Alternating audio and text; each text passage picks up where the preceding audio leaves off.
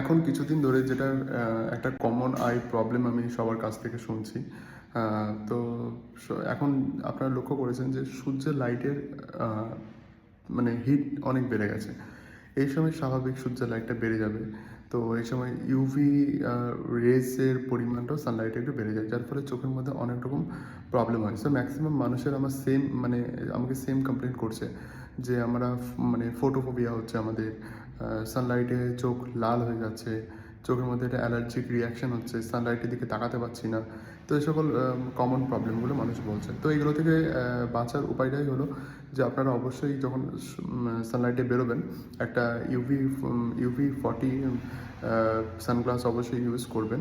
এবং সানলাইটে যেহেতু হিটের পরিমাণটা অনেকটাই বেশি, তো আমাদের চোখের মধ্যে যেটা জল থাকে তো ডিরেক্ট ইভাপোরেট হয়ে যায়, মানে বাষ্পীভূত হয়ে যায়।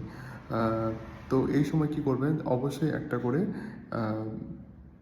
আই ড্রপ ইউজ করবেন, যেমন জাস্ট এয়ার হোক কিংবা রিফ্রেশ এয়ার হোক, একটা লুব্রিকেটিং আই ড্রপ আপনারা ইউজ করবেন, যার ফলে ব্যালেন্সিংটা যেন ঠিক থাকে এবং ড্রাই আই যেন না হয়।